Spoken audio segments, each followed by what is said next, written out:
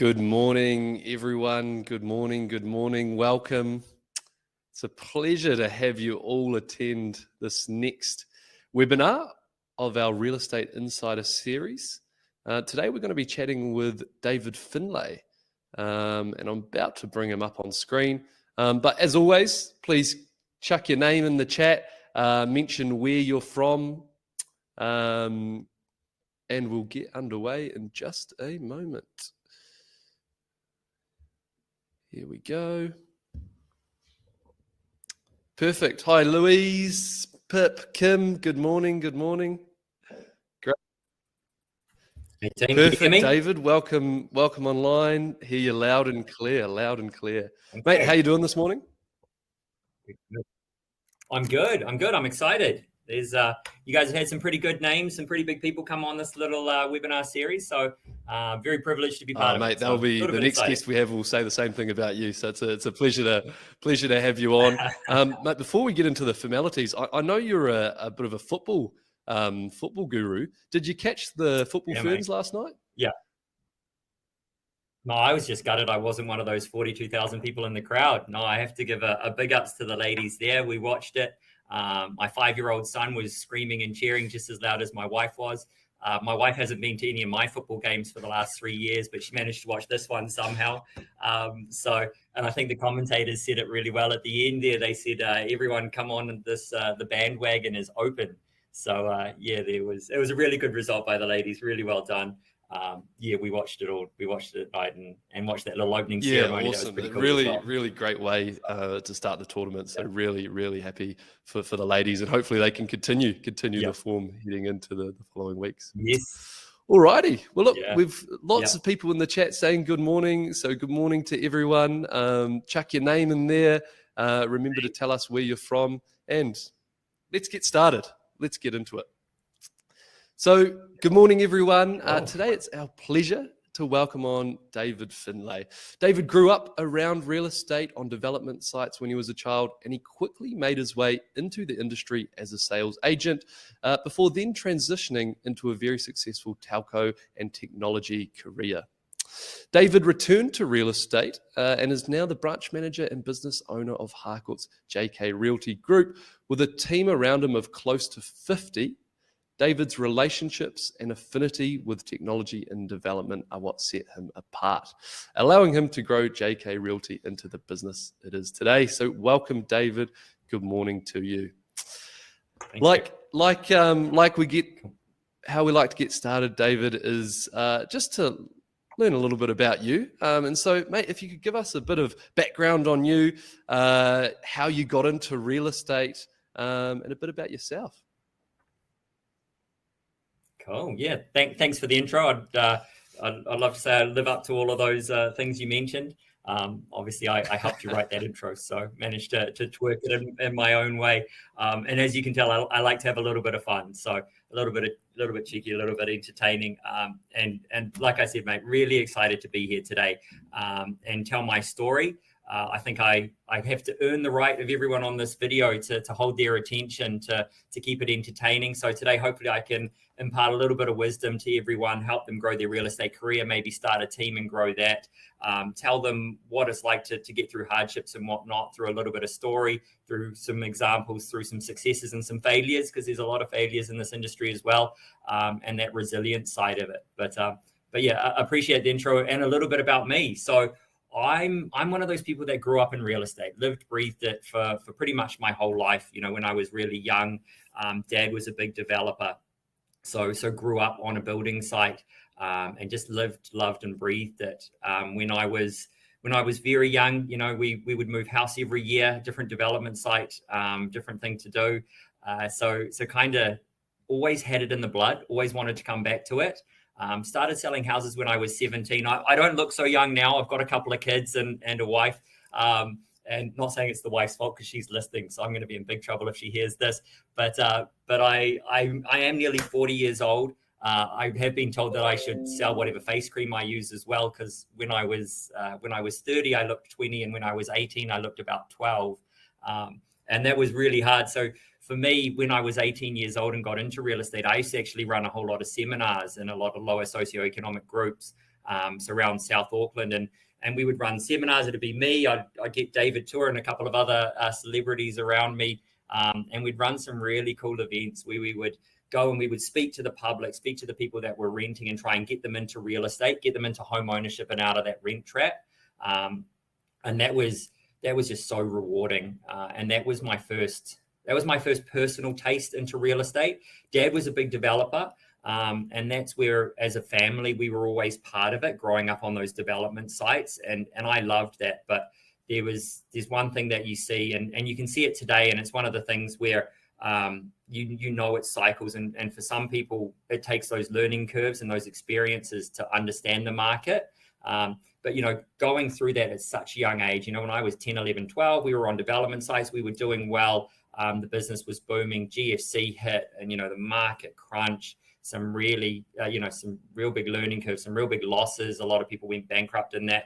I'm not going to lie, my father was one of them. He was doing a 75 house build in Oraki at the time. GFC came, the roofs were on the properties, but they weren't finished. Bank asked for all the money back. And,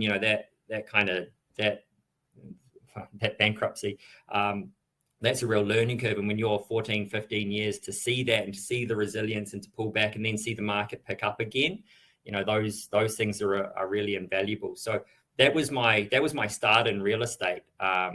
I obviously did a little bit of a stint in telco. I started up 2 Degrees Business. I started up Skinny Mobile. So that was a little bit of fun. Got into technology and payments for a little bit here, Bahrain, Malaysia, Australia. So ran a big team there. But yeah, real estate was always in the blood. Got back into it properly 10 years ago when we had Harcourt St. Luke's. From Harcourt St. Luke's, we took over Royal Oak. Then we got Mount Albert, and then we got St. Heliers, and grew the team to kind of where it is today. So, mate, that's awesome. That's awesome to hear. Quite a journey. Yeah. Story. Yeah. So from building sites to telco technology, back to real estate, some growth, some big ups, some big downs, kind of being through it all, which is an exciting part of the story. Awesome. That's why I love it. It's pretty clear from, you at such a young age doing those seminars. I'm sure that would have been such an interesting learning experience. And it's quite clear that the way you just positioned it then was you were doing those seminars to help people to get out of that rent trap. And it's clear you've got a passion, I can see from your enthusiasm, a passion for helping people and wanting to help others. And so I guess how does that sort of passion for people, how does that translate into how you manage your team today? Yeah, well, I mean, that's a really good question. And it's something that you just, the passion's just there. I enjoyed it so much. So when I was 18 doing seminars, I looked 12, I was in front of a room of 100 people. They were, predominantly Pacific Island Māori families. There were a lot of Kiwi families there as well. But, you kind of got 5, 6 people in a house all earning. And running those seminars when you look 12 and you're in front of 40, 50-year-olds and a lot of people, that really makes a man or a mouse out of you. So for me, it was hugely about knowledge, and it was about passion. And if I knew what I was talking about, if I had that knowledge and background, then I could really help people. And helping people, that was what was so rewarding. And that's, I suppose, where the passion for helping people really came. And then that's transitioned into my role now. You look at, there's so many different types of leadership and leaders in business nowadays. I'm a little bit of a nerd. I'm not sure. Have you heard of Blinkist? Has anyone in the chat? I personally haven't, but if there's people that have in the chat, please send a message. So it's like cheating. So I read a lot of books. I read a lot of books on leadership, on personal development, on people management, and I would try and read like a book every 2 weeks. But I found this thing called Blinkist, and it summarizes books down into 15-minute kind of podcasts. So now I just cheat, listen to Blinkist on the way to work, read a book a day, and you ask me any of the names of the books, no idea. But that kind of knowledge, that really helps me lead a team as well. And I think where I'm going with this is there's so many different types of leadership. You've got the lion that leads from the front. And kind of roars away and tells everyone what to do. Then you've got the shepherds, which kind of just sit at the back and kind of keep people in line and keep people going on the right track. You've got the controllers that tell people exactly what to do and micromanage. And then you've got the more liberal people who just kind of pat you on the back when you do something well. And if you do something bad, they just kind of look the other way. So there's so many different leadership styles out there, and I don't know which one works. And I think that's the funny thing. For me, my passion for people meant that you have to change your leadership style for each individual person. And I think that's what's so exciting about the industry, is that you can be that person, and you can, for me, I have to be everyone's friend. I was big into sports throughout my life. So for me, it was always mutual benefit. Telling people off never worked for me. If anything, I'm too much of a nice guy. I think one of my hardest learnings in leadership is that the stick works sometimes just as well as the carrot. For those that know that analogy, you think of a horse racing, and sometimes you gotta hit the horse to make it move, and sometimes just having a carrot in front of its head so the horse chases the carrot works. So yeah, my passion for people has made my personal leadership style be all about mutual benefit and how to grow those individuals. Really big basis on knowledge. I've got a running bet in the office. If anyone can ask me a question and I don't know the answer, I'll pay them $150. The question has to be about real estate, so don't try me on this, Jake. I'll probably get caught out. But yeah, that passion for people, passion for knowledge, it's hugely affected my leadership style. I still want to be everyone's friend, for better or worse. And I think that shows, we've got a really good family atmosphere here, but that helps people feel safe and confident. So as much as I enjoy it, it's also a tactic, to be honest. That comfort within the team, that knowing that you've got their back, that 100% whatever question they ask, I know the answer to, or near enough, and that will sort out any issue. That gives people confidence. Confidence plus knowledge equals success. And I think that's where the team that I'm working with, that's where I've seen their best growth, their best success, is just around that knowledge, that comfort, that understanding, that security, and that gives them confidence. And there's nothing worse than someone with no confidence going and knocking on a door and trying to win over a vendor in real estate. Just doesn't work. No, mate, absolutely. So. And look, I can, we've worked very closely over the years, and I can absolutely attest. I've been into your office multiple times. Your team's actually come into our Parnell office as well. And I can definitely attest to that sort of authentic leadership style that's sort of primarily built on your passion for just wanting to help people and upskill them, which...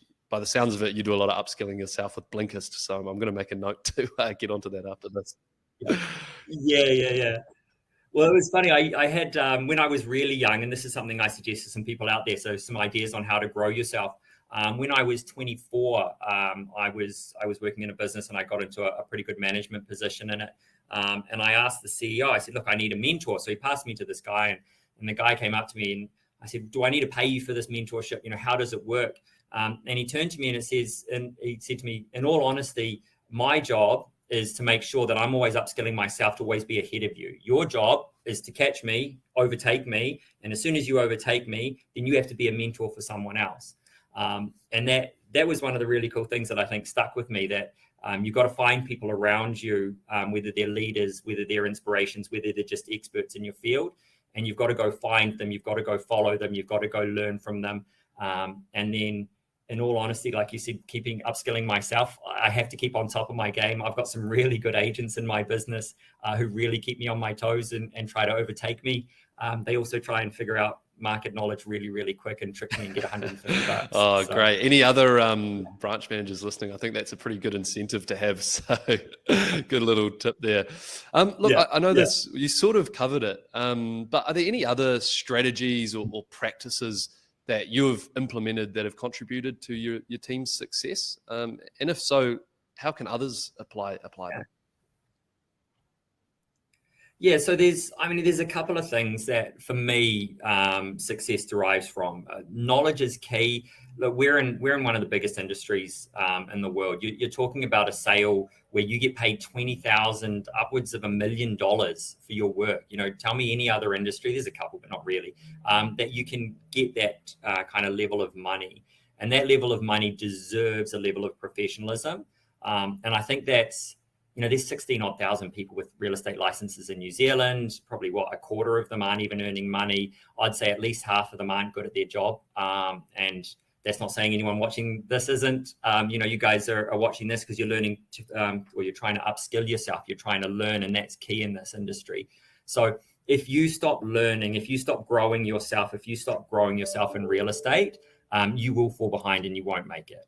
And that's just the brutal honesty of it. And I think one of the things we spoke about, Jake, before coming on this was about that misconception in real estate and what is real and what isn't. The bad agents will always be found out. The people that don't progress themselves will always be found out. Those people that don't grow themselves will be left behind. And I think that's one of the key things that I really try and push, both in the office and in the team, and just to people in general. You are your biggest asset. Literally, you are your biggest asset. And if you stop growing yourself, if you stop growing your biggest asset, you will fall behind. So that knowledge is key. Determination and grit, getting knocked down and coming back up again. That's one of the other key skills that you really have to have. And I think we've got a couple of questions about it later as well, so we can go into it a bit more detail there. But yeah, for me, the key things to success is that knowledge, that professionalism, that passion. You've actually got to enjoy this job. You've got to enjoy this industry. If you don't, and you think it's a 9-to-5 job, then it's just going to be a job, and you may as well go and get a wage for 100K, because you're never going to earn more than that. You do have to live and breathe it. I'm not saying don't spend time with the family or whatnot. There is life outside of real estate, but you've got to have that genuine interest. My team, I challenge them. Whenever a new agent joins me, I challenge them, go to interest.co.nz, go to OneRoof, go to these newspaper articles, listen to the experts and know it. If you go into a listing presentation and the vendor knows more than you on real estate, or the vendor's more up to date on some massive newspaper article that came out, you're dead. Like, you're not going to get the business. And that's part of that growth strategy around, especially around my team, around making sure that they've got that knowledge, that confidence, and they're constantly growing. That's great to hear. It sounds like you're very big or highly focused on growth and enabling your team to grow, which is great to see. And I think now with technology and the availability of information, like your ability is measured with the number of skills you have plus your experience, and you can acquire new skills and learn new skills quicker and easier than ever before. And I think a lot of the technology and AI and all that sort of stuff's helping us do that. And so it just means that if you're younger, you are able to be on the same level as someone who may have a few years more experiences than you, but you've got more skills and ability, which is awesome, because it means that it's a more level playing field. So, yeah. Oh, the younger agents, I mean, look, I'm 40 and I get told about it every day. I know Aman's in the other room and he keeps calling me an old fogey and how quickly he's going to overtake me. The young people are taking over. It's scary how quick people can learn, how they can, grow and develop. And you're right, technology is an amazing thing. Big ups to you guys at Relab. What you guys are doing is amazing. I've had you come in and train the team multiple times. And I think that's of huge benefit. And I think if people out there, if real estate agents out there aren't doing that, if they're not upskilling themselves on technology, just like the professionalism and the knowledge, you'll be left behind. Absolutely, mate. Absolutely. Awesome. Well, look, it sounds like your part of your ability to be so good with people and your passion for people sort of led to you building some really strong networks throughout Auckland and different industries. Do you have any advice for how agents and salespeople can build and nurture those networks and turn that into long-term success? Yeah, I think the network thing is interesting. So everyone in real estate obviously believes that a network will make or break their business. And to an extent, they're correct. I think one of the key things to know in a network is that you've got to resonate with the people and you've got to be authentic. Everyone in real estate wants to be unique. But it's pretty hard to be unique in an industry where you're buying and selling real estate. You've got those coaches. You've had Tom Panos on your webinars before as well. They're spouting the same thing, so it's hard to be unique like that. The only thing that is truly unique is you and what you do, what you bring, your personality with the people. The big word for me though is empathy, and empathy is normally taken in an emotional context. I don't think that in this case that's correct. For me, to create a true relationship, you need to be able to switch to their position and empathize with their position. And if you can see how it works from their side, and you can understand what they're trying to achieve, and then you can genuinely try and work for that best outcome, then those relationships will be real and they will stay. A relationship where you knock on someone's door and they want to sell a property and then you sell them 10 properties, that's not a relationship. A relationship where you knock on that door, figure out that person, maybe a family member has moved out of home, so they need to downsize, or they're just about to have another kid and they need to upsize. Having a genuine understanding for that buyer, for that vendor, creates a genuine relationship. And we say empathizing even with developers. We've got a pretty big development business here as well. Developers need to make money. You need to understand their situation. You need to understand their numbers. You need to understand how they succeed and how they fail. Because if you can do that, you will hold a genuine relationship. If you hold a genuine relationship, you'll keep the business and you won't be bought out by another agent who's just going to come in at 2% flat or less and buy you out. So the genuine relationships will always win out over people trying to buy you out. And mate, that connects really well to the piece we sort of touched on earlier about the authenticity of your relationships and of how you deal with people. And so I think the big takeaway out of that is just be yourself, be authentic. Your network will be based around you because of who you are. Yeah, and you don't need to win everyone. That's the other thing. People get really shot down in this industry quite often. You'll go out, you'll door knock, you'll get told no. You'll cold call, you'll get told no. You'll lose some listing presentations. And a lot of people take that personally, but you're never going to win 100% of the business. That's one of the fallacies of real estate, that the top people don't fail. The top people fail more than anyone else. My top agents in my business, they'll fail more in a week than most people will fail in a quarter or half a year, but they've got the resilience to get back up. They know it's not personal. They know that person, isn't saying no because of them. Maybe they're saying no because of the situation. But one of the key things that I really try and do to the guys is to say you've got to turn it into a problem. If you're getting a big setback, a big knockdown, you've got to say, okay, how do I turn this into a problem? How do I then measure the problem? How then do I come up with a solution? Then how do I change? Because if you don't change it and you keep getting the same problem and you keep getting the same reaction or the same outcome from it, then you're not going to get back up. And I think that's another big thing in this. So those genuine relationships, they'll help you, changing your style, keeping authentic.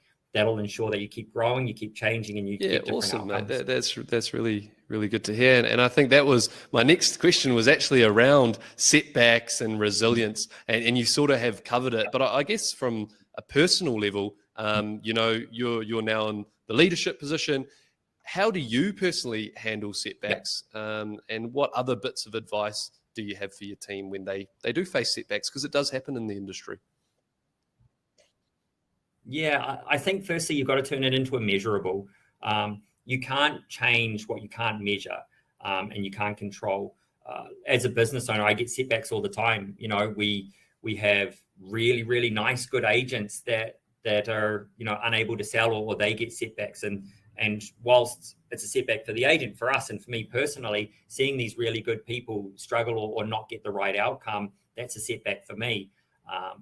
We have good months, we have bad months. Those are setbacks as well. So I think you've got to take a breath, you've got to slow down, you've got to take a step back. One of the key things for me on these setbacks, like I said, my dad was a great man and went bankrupt, and he had the biggest setback you can ever have, going from multi-million dollars running, this big development, to selling vacuum cleaners door to door to put food on the table, to then go and do it all again in the development space. That setback, that resilience, that tenacity to get back up is huge. And the way you do that is you say, okay, here's the problem. Here's where I got knocked down. Why did I get knocked down, and what can I change? How do I measure the change? How do I grow before I go back and put myself in a position where I'm going to get the same result? And if you can turn it into that problem, turn it into that measurable, you can control it, you can fix it.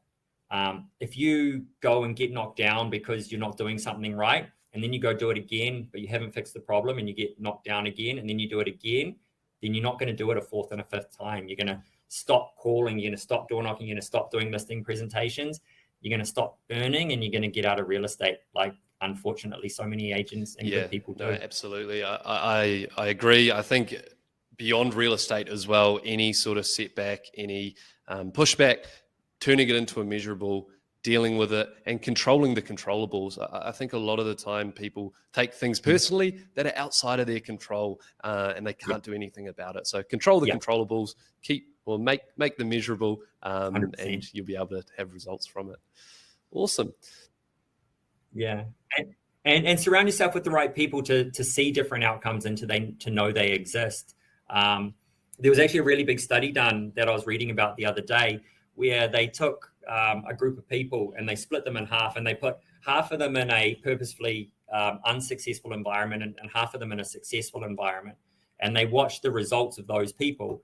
And you see some of them, you know, you've got a benchmark and a set of KPIs and an expectation of sales. And if they went into a weak environment where others weren't successful around them, then their productivity and their results dropped drastically.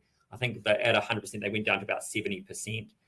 But those that were put in a high performing environment with people around them that were driven, that were succeeding and working hard, you know, their performance jumped up 15%. They went to 115% of expectation in KPIs. So if my thing out there to you guys is make sure you're in a really good environment. Make sure you're surrounded by people who actually want to succeed. Don't do it on your own, because that's how you'll get around a lot of these things, by seeing how other people overcome them, and getting examples of that and seeing that it can be done. That's awesome. Really good advice. Thank you. Well, look, you've covered a couple off already, but what are some other common misconceptions or myths that you see in the industry? Yeah, I mean, a couple of them are around the levels of success of others. A lot of people think that they can come into real estate and be successful immediately. Look, that's kind of a myth of real estate. The people that come into the industry and that are successful immediately are the people that are well networked and we're already going to do it. And you can't compare yourself to them. You look at all the top agents, and you will see a 1, 2, 3 year period in their career where they weren't successful, and they really knuckled down and they worked hard. They were tenacious. They surrounded themselves with the right people. They had a leader, not a manager. And there is a very big difference there. You know, if you're being managed at the moment instead of being led, then that's going to really stifle your growth. So one of the fallacies of real estate is that you're immediately successful. Not the case. It's never going to be the case. There is a lot of hard work to get to that level. I think one of the other fake parts of real estate is everyone, you know, I've had a lot of real estate agents join the industry, and I said, okay, what do you want to earn in your first and second and third year? And they think $1 million is really easy to achieve. You know, 2 years in, 3 years in, I'm going to earn $1 million. You do that, you're in the top top 20 people in kind of Auckland Harcourts. You're in the top 50 or 100 in New Zealand. That's less than 1% of people that have got their real estate license earn that kind of money.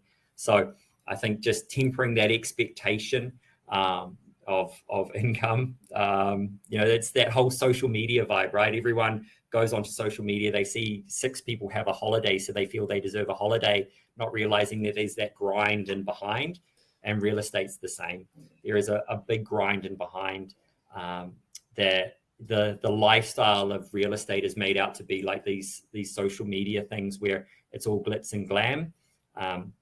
But every top real estate agent, you'll see them in the office first, and you'll see them in the office leaving last. You'll see them working weekends. You'll see them ringing people nonstop. You'll see them having 100 phone calls on their phone a day.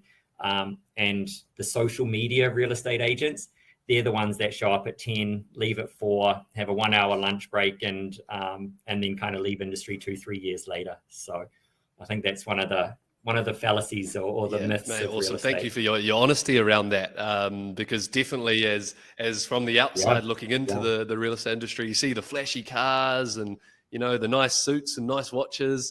But I guess realistically, there's a lot of hard work behind all of that, and it is tough.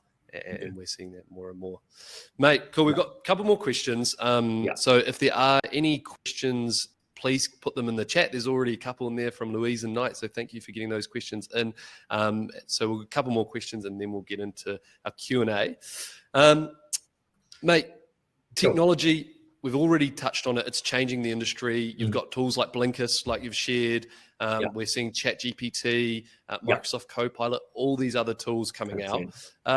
Is there anything or any tools or advice that you have for how people can stay up to date with the latest advancements and ways that they can implement it today to help them?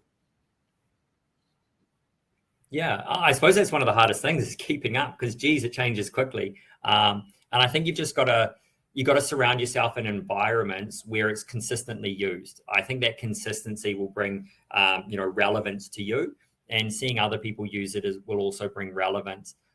Like I said, we use quite a bit of technology in here. A lot of the team use ChatGPT mainly for just writing their ads, but also coming up with really cool ideas on how to do things. I want to take over this market segment. ChatGPT, what would you give me? That kind of technology really helps. For me, I mean, I always try to be ridiculously professional. I try to stay on top of the game. So having websites like yours, Relab, where I can, at the click of a button, have more information than having to go to 5 or 6 other websites, that really saves me. There you go. There's a nice plug for you guys. But it is true. If I talk about knowledge and professionalism, if a developer walks in the door and I don't know about their development site or what's going on around them, I'm going to be dismissed.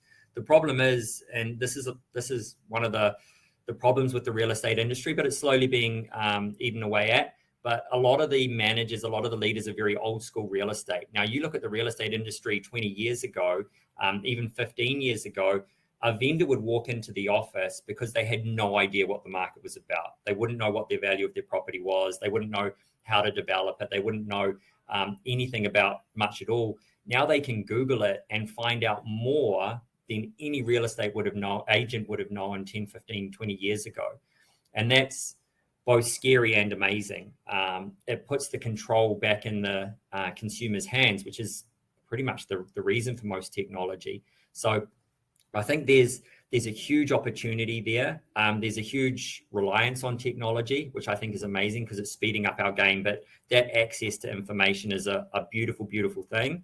And if you don't embrace it and other people do, again, I've said it a couple of times, you'll be left behind. But it's not too hard if you use it consistently. If you surround yourself by people who use it consistently, if you can see examples of it, and geez, I don't know where the world's going to take us with this technology and this AI. They'll be selling houses soon. I'll have to be hiring them instead of real estate agents. But no, this is a people industry. Thankfully, technology aids us and isn't going to take over us. You're spot on there. Real estate, it's a people industry. It's people's biggest assets.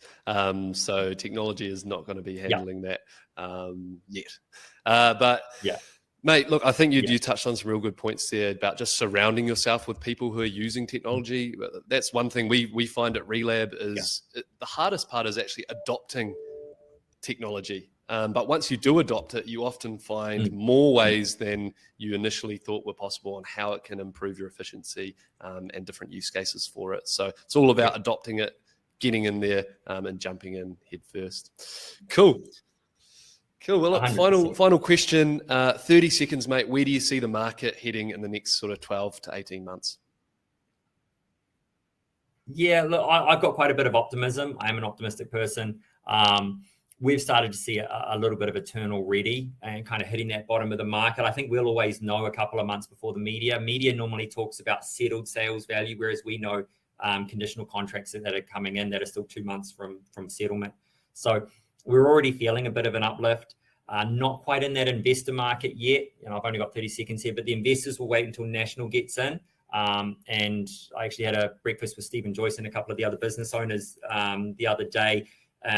If National get back in, there'll be a big drive into the business again, into the industry, which will be really nice. The investors will get back in, and tax deductibilities will come back, or interest deductibilities will come back. So that's when the investors will come in. If Labor gets in, then I think that those guys will probably start spending their money elsewhere a little bit. So ask me again in October is my initial view. But yeah, I think we're at the bottom of the market. Personally, I'm out there trying to buy property. My suggestion to anyone is, if we're at the bottom of the market, how do you explain to a vendor it's a good time to sell? It is a great time to sell. because if you can sell your property for a good value, you can go and buy a bargain. It's the only time you can buy. I saw a house in Remuera, a double grammar zone, nice little standalone, go for like 1.6, 1.7. You tell me anytime in the last 5 years that's been possible. So there's a lot of really good opportunity there. I think we're at the bottom. I think the property market's going to go up 4 or 5% over the next 12 months. Optimistic. I like it. That's what we want to hear. Great. Yeah. Cool. Well, look, we've got a couple questions in the chat. So thank you for your patience. Cool. It's taken us a while to get to the Q&A, so we're going to get through them now. David, what do you suggest agents read each week in terms of keeping up to date? So there's a couple of things on that. Are you trying to keep up to date with the market and the industry, or are you trying to keep up with what your buyers and your vendors are going to talk to you about? And I think that's two different things. And I think they're both very, very important. For me, I'll always listen to the experts, Buddy, the Tony Alexander's, all the Ashley Churches. I'll see what they're saying, mainly because they're quite prominent. And then the buyers and the vendors will always talk about that as well. So, you go into a listing presentation and they'll know those articles. They'll know the One Roof articles, and they'll speak about it like it's gospel, and they'll always make it fit their narrative. So, if it's a vendor, the narrative's always the market's on the up. My house is going to sell for way more. My house is worth more now. And if you're going to see a buyer, the buyer will always say, no, the market's going down. I'm going to get it cheaper. I'm going to give you less money. So knowing those articles that they're referring to, and then also having counter arguments for it, will show you that you are a true professional and you know the industry. I always play around on interest.co.nz because they've got a whole lot of articles and they kind of link the real estate industry to the share market, to America, to Ukraine, and kind of give it a more global feel.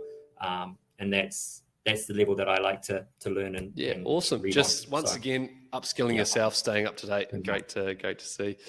Next question here from Knight. Are great agents born or made? Ooh, I think it's a little bit of both. I think I look at one of my top agents. He came to me with huge potential and a really good work ethic, and then I was able to mold that. Come from a $50,000, $100,000 agent up to a several $1 million agent. You probably all know who I'm talking about. Aman Gulia. He's one of the people that has really shown me that tenacity and that drive, and I've just steered him in the right direction. As much as I've given him the knowledge and the skills and the tool set, you've got to also be able to talk to people. You've got to have the ability to be a bit of a chameleon and know to change. The way I speak to a developer is completely different to the way I speak to someone who's a mum and dad about to retire. It's completely different to the way I speak to a 25, 30-year-old couple who's just had their first baby. And you've got to be able to switch personalities. And I think that you can always learn that stuff, but some people are born with it. So if you're not born with it, you can get there. You just got to work a little bit harder and upskill yourself and surround yourself with the right people. Perfect. Cool. And last question here. What is a single piece of advice you would give to help a newcomer get a listing? To help a newcomer get a listing. For me, you've got to be yourself. Go out there and speak to people. One of the things my team gets sick of hearing me say is you can't sell a secret. And if you're the secret, no one's buying you. I think that's the main thing. If people don't know you exist, no one's going to choose you. If you do one post on Facebook and then sit there and look at your phone and wait for it to ring, it's not going to ring. So you got to get out there, surround yourself with people who are doing it, see what they're doing and then replicate. But also you got to be smart. You got to be tenacious. You got to measure what you're doing. So if I was starting out right now, I would look at 5 things to do. I would look at expired listings. I'd look at people within an area that haven't sold or, are maybe up to 6 years. I think the average is about 6 years until someone sells. So I'd find a suburb, find everyone that's lived in the house for 6 years. And I'd kind of do some cold calling, door knocking, expired listings, and then some focused targeted work with letters. I'd measure all 4 and then see, okay, which one's going to give me the best response? And then focus on that one. I think the big thing there is you just got to get out and do it. It's not gonna come to you. We've actually got one more question here from Pip. So how would you suggest a relatively new agent approach a more successful agent for support or potentially to join their team? Yeah, and that's one of the key things at the moment that a lot of people are doing. I fully get that. Creating a team as a top agent is one of the hardest things to do, because a lot of times you'll add someone to your team, but 1+1 won't equal 2. 1+1 will only equal 1.5. And new agents, especially when you're trying to join a really successful agent, as that new agent, you've got to say, okay, let's be tactical about this. And I think of it like a job interview. If you go into the job interview and you say, hey, please, please, please, can I work for you?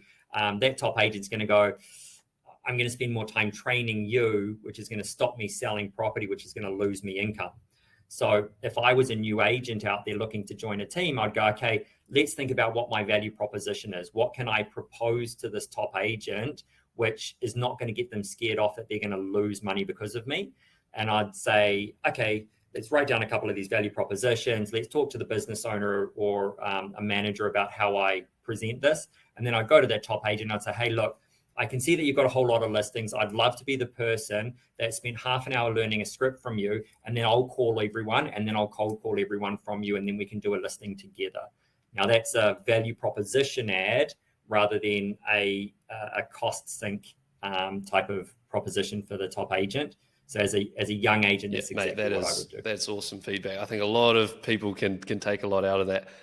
So yeah, thank you, mate. Look, we're going to rip through the fast five before we sign off. So I hope you're ready, mate. 5 questions, 10 seconds to answer each. Let's rip into them. All right. Okay. Question number 1. What is your favorite local restaurant? This is going to sound really bad. If you haven't been to it, check out Canton on Kingsland. It's not a fancy restaurant, but Canton, they serve huge amounts of food. It is amazing. It's completely BYO, beers included. So I've had many, many good memories of me and the boys going with a dozen beers each, ordering, black chili, pepper, prawns and chicken, and just mountains of food, just completely debaucherous. It's fun and it's good. But it's not like you're super fancy. I'm going to spend $100 to get a tiny little meal. It's like $30 to get a massive plate, Canton, and you take your own beers. Great shout. Number 2, what did you want to be when you grew up? I was a soccer nerd. So I always wanted to be a sports player. So when I was young, I did that. I actually snapped my collarbone and got slapped and knocked out by a female on the sideline. There's a really funny story there, but I can't tell it in 10 seconds. So if you are listening to this and you want to hear about me getting knocked out, then do ask that. It's quite a funny story. But sport, when I was really young, when I got to my middle ages, I actually always wanted to be a mass landlord so that I could look after a whole lot of rental properties and then go live the good life overseas. Hopefully one day I'll still get to that one. Awesome, good to see. And one thing that you were most proud of? Probably a bit cheesy. I think I'm a really good dad. I love spending time with the kids. I think that, my leadership style of people has kind of fallen onto the kids as well, whether for better or worse. I don't know. I really enjoy being a leader. I enjoy seeing other people succeed. I love seeing other people get up on stage. I love, when things click for people, and even more so when it clicks for my kids. I know Pip's listening as well, which is great to see. Question 4, what's one skill you wish you had? Memory. Jeepers. I've seen some people that you talk to them about something and they remember 3 things from 12 years ago. I don't know. I don't quite have the memory. For me, it has to be logical for me to pretend I remember. I wish I had a better memory, or I wish I could speak a couple of other languages. I'm waiting for the technology and that Google Auto Translate in the earpiece to catch up, so I can speak to someone in Mandarin and it translate automatically. So those would be one of the 2 things I'd like. And last question, mate, who's the person that you admire the most?